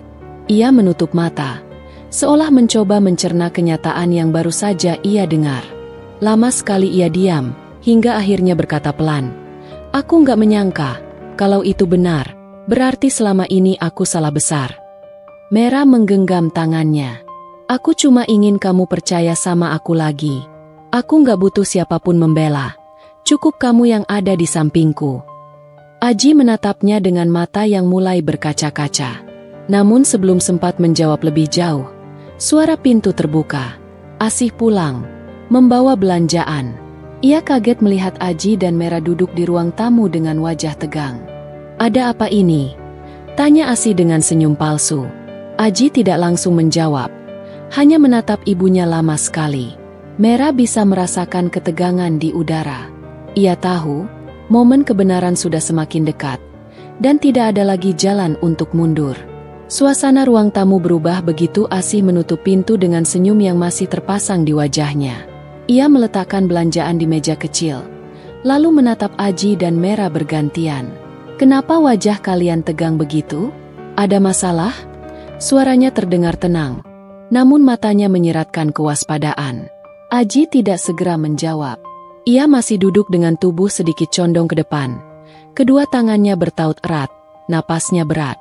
Mera bisa merasakan suaminya berusaha keras menahan gejolak perasaan yang sudah lama dipendam. Rekaman yang baru saja didengar jelas mengoyak keyakinannya, tapi di hadapan ibunya, Aji tampak masih gamang. "Asih."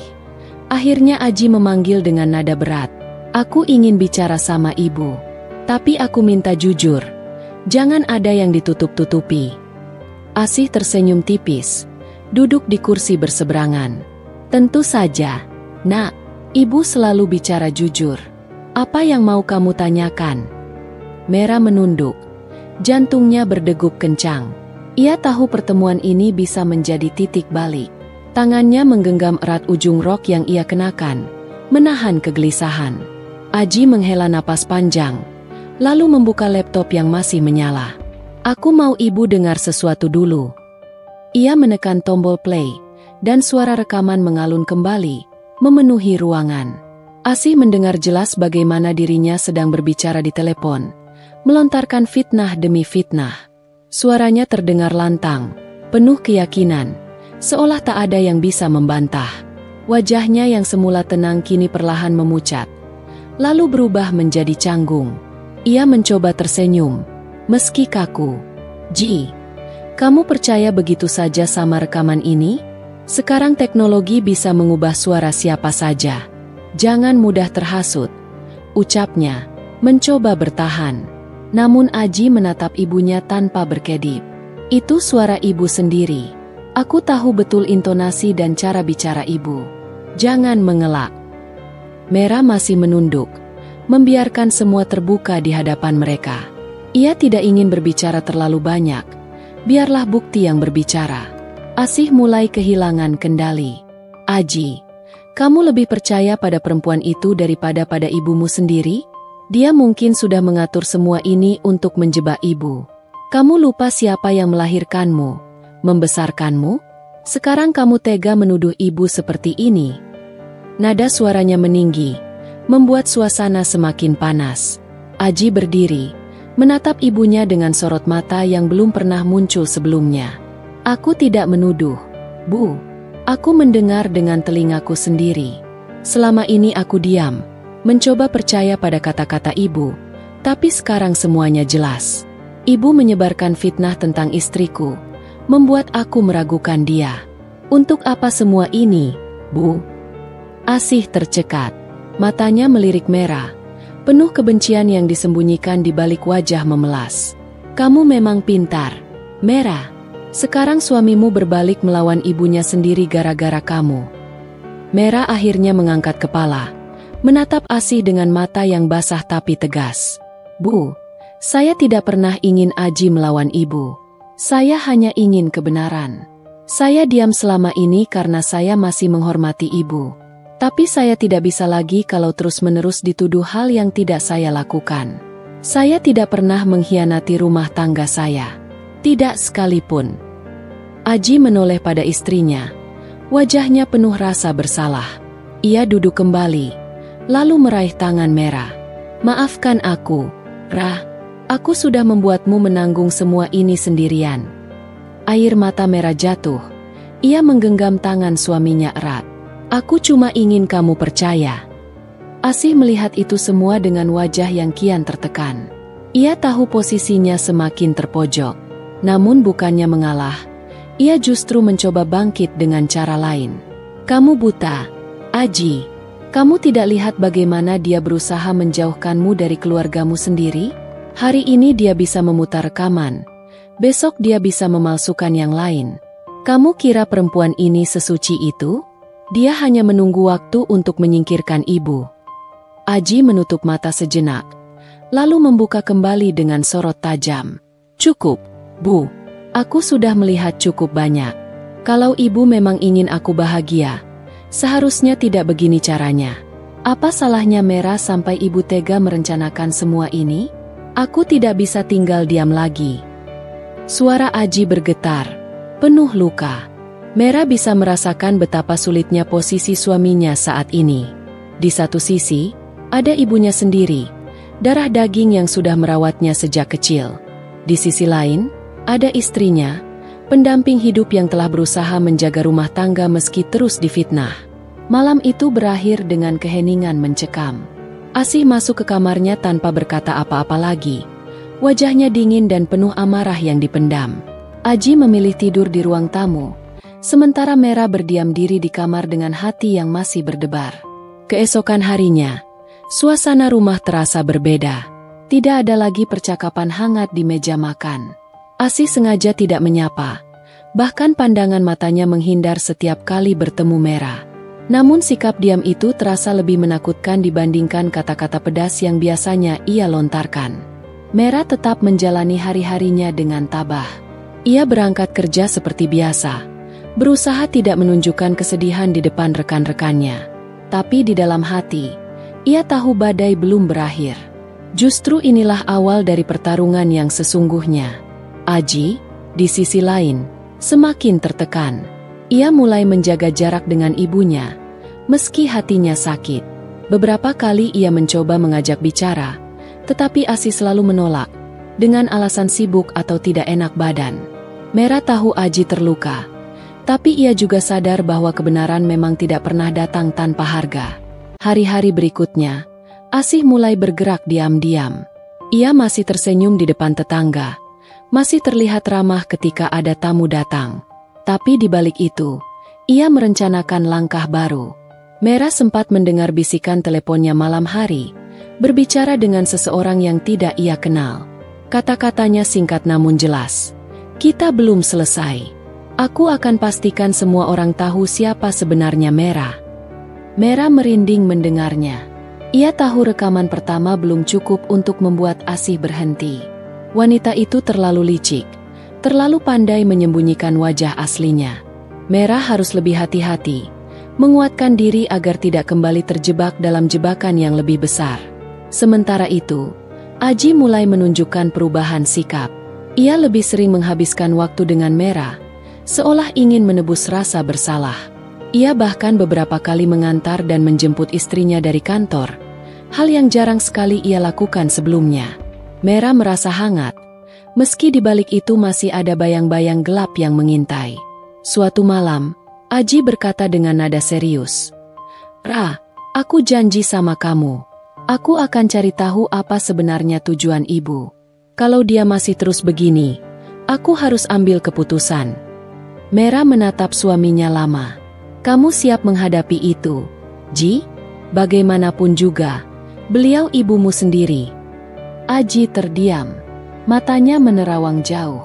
"Aku tahu, tapi aku juga tahu, kalau aku terus diam, kita yang akan hancur. Aku tidak mau kehilangan kamu."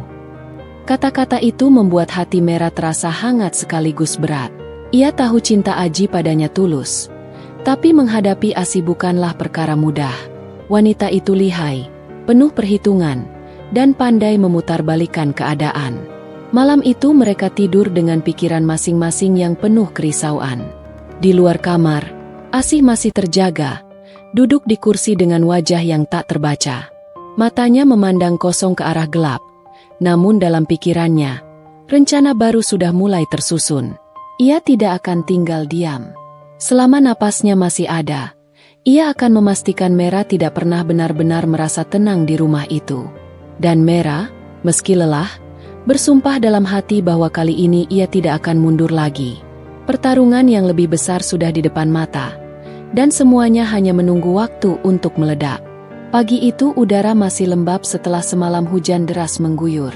Aroma tanah basah meresap ke dalam rumah, bercampur dengan wangi kopi yang baru saja diseduh Merah di dapur. Ia menata meja sarapan dengan hati-hati, berharap bisa memulai hari dengan tenang. Namun ketenangan yang ia inginkan terasa seperti sesuatu yang mustahil, karena sejak peristiwa rekaman itu, rumah tak lagi sama. Aji turun dari kamar dengan wajah lelah. Rambutnya sedikit berantakan, matanya sembab seperti orang yang tidak tidur nyenyak. Merah langsung tahu suaminya kembali terjaga hampir semalaman, memikirkan ibunya. Ia menuangkan kopi ke dalam cangkir, menyodorkannya sambil berkata lirih, "Minum dulu, Ji. Badan kamu butuh tenaga." Aji tersenyum tipis, menerima cangkir itu. "Makasih, Ra." Ia menyesap perlahan, membiarkan hangatnya mengisi rongga mulut. Namun bahkan rasa kopi kesukaannya itu tak mampu meredakan beban yang menumpuk di kepalanya. Di saat mereka duduk dalam diam, suara langkah terdengar dari arah kamar Asih. Mertua itu muncul dengan pakaian rapi, jilbabnya tersemat sempurna, wajahnya segar seolah tidak pernah terjadi apa-apa. "Sarapan sudah siap?" tanyanya sambil tersenyum ramah. Senyum itu tampak biasa saja di mata orang luar. Tapi bagi Merah, senyum itu seperti tirai yang menutupi pisau di balik punggung. Merah menjawab pelan, "Sudah, Bu. Silakan duduk." Ia mencoba tetap sopan meski hatinya waspada. Asih duduk tanpa canggung, lalu mulai mengambil makanan. "Alhamdulillah, kalau kamu masih sempat masak meski sibuk kerja. Ibu pikir kamu terlalu sibuk di luar, sampai rumah nggak terurus. Tapi ternyata kamu masih bisa juga menyiapkan ini semua." Nada suaranya terdengar manis, namun setiap kata seakan membawa duri yang menusuk. Aji menatap ibunya. Jelas ia menyadari sindiran itu. Namun ia memilih diam, tidak ingin pagi itu langsung berubah menjadi medan pertempuran. Merah pun menunduk, berusaha mengendalikan diri agar tidak terpancing. Sarapan berlangsung dalam keheningan yang penuh ketegangan. Sesekali Asih melontarkan komentar kecil, seolah-olah sedang menguji kesabaran. Mera menahan diri, mengingat rencana yang sudah ia susun bersama Aji. Mereka tidak boleh gegabah lagi. Selepas sarapan, Aji mengantar Mera ke kantor. Di dalam mobil, ia memegang tangan istrinya erat. Aku lihat wajah ibu tadi. Rah, dia sama sekali nggak kelihatan merasa bersalah. Justru makin tenang, seolah nggak ada apa-apa. Aku khawatir dia sedang menyiapkan sesuatu. Mera menatap suaminya dengan lembut. Itulah kenapa kita harus lebih hati-hati. Kita sudah tahu ibu nggak akan berhenti begitu saja. Rekaman pertama mungkin membuatnya terpojok. Tapi dia bukan tipe orang yang mudah menyerah. Aku yakin dia akan mencari cara lain. Aji mengangguk pelan. Aku janji, kali ini aku nggak akan tinggal diam. Aku akan ada di sampingmu. Kata-kata itu membuat hati Mera sedikit tenang. Ia turun di depan kantornya dengan senyum kecil, lalu melangkah masuk sambil berusaha menatap perasaan. Di dalam, ia masih harus menghadapi pekerjaannya, meski pikirannya selalu dipenuhi kekhawatiran tentang apa yang akan dilakukan Asih berikutnya. Di rumah, Asih duduk di ruang tamu dengan telepon genggam di tangan. Ia menekan nomor seseorang, lalu berbicara dengan suara lirih namun penuh tekanan. Kita belum selesai. Aku nggak bisa biarkan Mera menang begitu saja. Kita harus buat semua orang percaya bahwa dia memang perempuan nggak benar. Aku sudah siapkan langkah selanjutnya. Kamu tinggal lakukan bagianmu. Suaranya dingin, penuh keyakinan. Setelah menutup telepon, ia bersandar ke sofa. Wajahnya tampak tenang kembali. Di depan Aji dan Mera ia bisa tampil seperti ibu penuh kasih. Tapi di balik itu pikirannya penuh dengan strategi. Beberapa hari kemudian, kabar mulai beredar di lingkungan sekitar. Ada yang berbisik bahwa Mera sering pulang larut malam bukan karena kerja, melainkan bertemu seseorang. Bahkan ada yang menyebut ia pernah terlihat masuk ke sebuah kafe dengan pria lain. Mera kaget ketika mendengar gosip itu dari rekan kantornya. Ra, aku nggak tahu ini benar atau enggak, tapi ada yang ngomong di luar kalau kamu sering ketemu cowok lain, kata salah seorang teman kantornya dengan nada hati-hati. Mera terdiam, wajahnya pucat. Ia tahu gosip itu bukan datang begitu saja. Hanya satu orang yang mampu menggerakkan semua ini, Asih. Malam harinya, Mera menceritakan hal itu kepada Aji. Suaminya langsung mengepalkan tangan, jelas marah. Ini sudah keterlaluan. Aku yakin ibu yang bikin kabar itu. Aku nggak bisa diam lagi. Rah, aku harus hadapi beliau langsung. Namun Mera menahannya.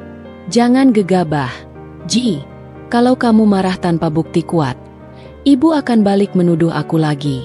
Kita harus pastikan semuanya jelas, supaya nggak ada ruang untuk menyangkal. Aji menghela napas panjang, mencoba menahan emosi. Aku benar-benar nggak habis pikir. Rah, ibu tega melakukan semua ini hanya karena nggak suka sama kamu. Mera menggenggam tangannya. Aku juga nggak mengerti. Tapi aku yakin kebenaran akan muncul. Kita cuma perlu bersabar sedikit lagi. Hari-hari berikutnya, Mera mulai lebih berhati-hati. Ia menyimpan semua percakapan, menyimpan pesan, bahkan menuliskan catatan harian tentang apa yang ia alami. Ia tahu suatu saat semua itu akan menjadi bukti penting. Sementara itu, Aji diam-diam mulai mengawasi ibunya. Ia memperhatikan gerak-gerik Asih, siapa saja yang datang ke rumah, bahkan mencoba mencari tahu dengan siapa ibunya sering berhubungan lewat telepon. Suatu sore, Aji mendengar ibunya berbicara dengan seseorang di halaman belakang. Ia berdiri di balik pintu, mendengarkan dengan seksama. Besok malam kita lakukan. Aku sudah siapkan orang untuk memotret. Biar semua orang lihat sendiri siapa Mera sebenarnya. Jantung Aji berdegup kencang. Ia segera masuk ke kamar, lalu menghubungi Mera lewat telepon. Ra, aku dengar ibu rencana bikin jebakan buat kamu. Besok malam, kita harus siapin sesuatu untuk membalikan keadaan. Mera terdiam beberapa detik, lalu berkata dengan suara tegas. Kalau begitu, ini kesempatan kita, Ji. Biarkan rencana ibu berjalan. Tapi kita harus siapkan cara untuk mematahkan jebakan itu. Kita nggak boleh salah langkah. Malam itu mereka berdua duduk bersama, menyusun strategi dengan hati-hati. Merah tahu pertarungan kali ini akan lebih berat. Tapi ia juga sadar inilah jalan satu-satunya untuk membuktikan kebenarannya secara terbuka. Ketika fajar menyingsing, rumah tampak tenang seperti biasa. Asih masih tersenyum ketika menyapa tetangga, seolah tidak ada sesuatu yang direncanakan. Namun di balik senyum itu, ada bara api yang siap menyala kapan saja. Merah dan Aji pun sudah bersiap, dengan hati yang berdebar menunggu saat kebenaran benar-benar terungkap.